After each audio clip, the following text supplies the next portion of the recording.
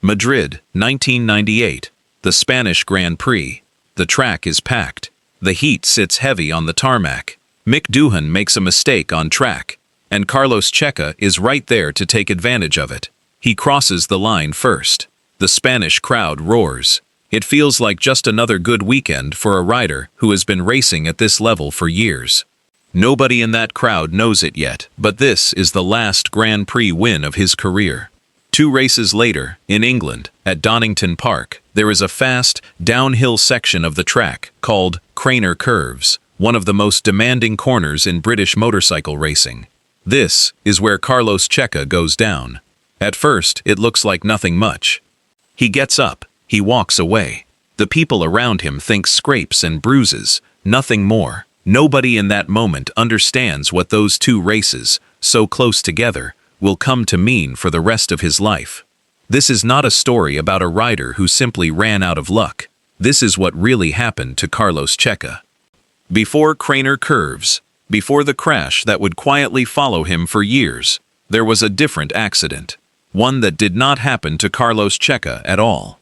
1995. A Spanish rider named Alberto Puig was racing in France when he went down hard. Both his legs were broken. His season, and for a while his career, was over just like that. Puig rode for a team called Pons Racing in the 500cc class, the top level of motorcycle Grand Prix racing at the time. The team needed someone to step in immediately. They called a young Carlos Checa. He had never raced at this level before. Suddenly he was riding a factory bike built for someone else, in a class far more demanding than anything he had known. Then came his very first race for the team. It was held in Barcelona, his home city, in front of a crowd of his own people. Checa did not just survive that weekend, he nearly won it. A career built on another man's misfortune. Nobody watching Checa celebrate that day in Barcelona could have known that, 3 years later, a crash of his own would change everything they thought they understood about him. For now, all anyone saw was a fast young rider who had earned his shot. Donington Park, England, 1998. Round 11 of the 500cc World Championship. There is a fast, sweeping section of the track, called Craner Curves, dropping downhill through the trees toward turn 3. This is where Carlos Checa goes down. At first, almost nobody pays much attention. He gets up. He walks away from the bike under his own power. To the people watching, it looks like scrapes and bruises, the kind of thing a rider shakes off every week of the season. Then, hours later, everything changes. Checa loses his vision. His body starts shutting down in ways nobody around him expected. He is rushed into emergency surgery. Doctors remove his spleen. For a while, he is listed in critical condition, the kind of words nobody wants to hear about someone they know. He remembers that day with total clarity, even years later. "I couldn't breathe," he said. "My body was paralyzed. You are in the hands of other people, and I started to pray. If there was ever a moment in my life when I prayed, it was that one."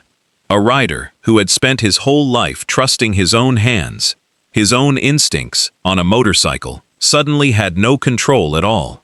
He had to trust strangers with his life instead. He misses one race, just one. Then Carlos Checa gets back on a motorcycle. To the people watching from the outside, it looks like a remarkable recovery, a rider tough enough to come back from something that would have ended most careers.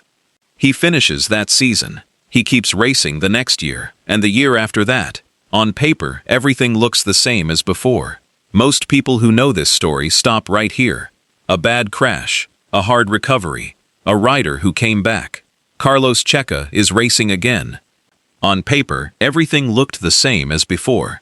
Carlos Checa was racing again. Results were coming, and to anyone outside the garage, the story seemed finished. But Checa has said, in his own words, that something else was happening underneath. He needed more than a year before he felt like himself on a motorcycle again. He said, "It took me more than a year to become myself again. I was afraid of everything." Think about what that means for a rider whose entire job is to trust a machine at more than 200 kilometers an hour, lap after lap, corner after corner. Fear was not something Carlos Checa talked about in interviews at the time. On the outside, the recovery looked complete.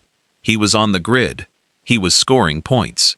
He looked, to everyone watching, like the same rider who had climbed onto a motorcycle for the very first time as a boy. But inside, for more than a year, he was carrying something nobody else could see. Nobody connected this fear to anything that would come later. Not the journalists covering the sport. Not even, it seems, Carlos Checa himself. Not yet. For now, this was simply a private year, a quiet, personal battle that most fans of the sport never knew existed. 2 years passed since Donington Park. 2 years since the surgery, since the fear that took over a year to fade. On the outside, Carlos Checa looked like a rider who had put all of that behind him. The year was 2000, the 500cc World Championship. And Checa started that season on fire. He finished second in South Africa, second again in Spain. 4 times in the first 6 races, he stood on the podium, just 1 step below the winner. Then came round 6, Mugello, Italy, May the 26th, the Tuscan Hills, a crowd on its feet. When the checkered flag came down that day, something happened that nobody, maybe not even Checa himself, would have predicted after everything he had been through. He was tied for first place in the World Championship standings. The new leader, alongside Kenny Roberts Jr. Checa remembers that day clearly. He wrote about it himself years later. He said, "On May the 26th, 2000, at the conclusion of the 6th Grand Prix of the season held at Mugello, I was the new leader of the 500cc World Championship." The rider who once said he was afraid of everything was now leading the world. 2 years earlier, on a stretcher in England, this would have seemed impossible. For a Spanish rider who had spent his whole career this close to greatness, this was supposed to be his year. Round 7, the Catalan Grand Prix, Checa's home race. He crashes out. The championship lead he had built at Mugello starts slipping away. Round after round, the results are not the same anymore. By round 15, he has dropped from the top of the standings to 3rd place. Then comes the final round. Phillip Island, Australia, the last chance to fight for the title. Checa is running near the front again, fighting for position, fighting for a season that could still turn around. He crashes there too. The season ends. 6th place in the final standings. Not a single win all year. Kenny Roberts Jr. becomes the world champion. For 26 years, nobody, maybe not even Checa, put a name to what happened between Mugello and Phillip Island. Then, in 2026, he did. He said the mental side of racing, the way riders like Valentino Rossi, Max Biaggi, and Cito Pons could stay completely focused in the moments when everything was on the line, was something he struggled with. He said, "That's probably what has affected me the most, or what has held me back the most, from winning a 500cc World Championship, which I believe we could have easily achieved in 2000. We were leading the championship." He called it a mental dip, and he did not stop there. He said, "That's when I had a mental dip, and I don't think I rose to the occasion at that most crucial moment. I think I was already struggling a bit, partly because of the crash, and other reasons that affected me." 26 years after Craner Curves, Carlos Checa was the one who finally connected the two. After the crash, after the fear, after 2000 and the season that got away, Carlos Checa kept racing in the top class of motorcycle Grand Prix for 7 more years. 2007 was his last season there. He finished 15th on a Honda run by the LCR team, one of the smaller outfits on the grid.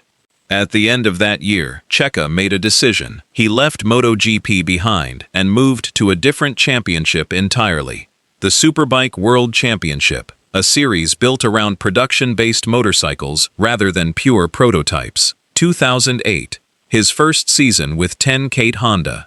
He won 2 races that year, both on the same day, in Salt Lake City, in the United States. He finished 4th in the championship. 2009 was harder. Only 4 podiums all season, 7th place overall. Then, in 2010, Checa moved to a new team, Althea Racing, riding a Ducati. He won at Imola, in Italy, and finished the season 3rd in the world. By now, Checa was in his late 30s. In a sport where careers are often finished by 30, He was still climbing. 2011. Still with Althea Ducati. This time, nothing could stop him. He won 15 races that season, more than anyone else on the grid. He became World Superbike champion. His first world title in the top level of motorcycle racing after 18 years as a professional rider. The man who once said fear took over a year to fade. The man who, by his own words, let a mental dip cost him a 500cc world championship. At almost 39 years old, Carlos Checa finally stood at the very top. Today, Carlos Checa is 53 years old. He works as a MotoGP commentator for the Spanish network DAZN, watching the sport that once took his spleen, his vision, and more than a year of feeling like himself. But the story does not end in a commentary booth.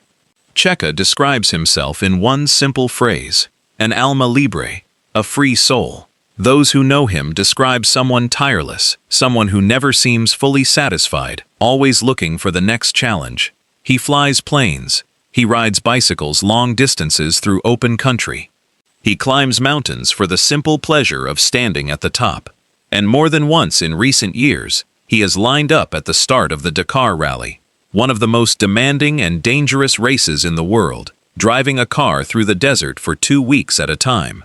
He does not go there just to finish it. He said, "I want to go to compete for it, not just to take part."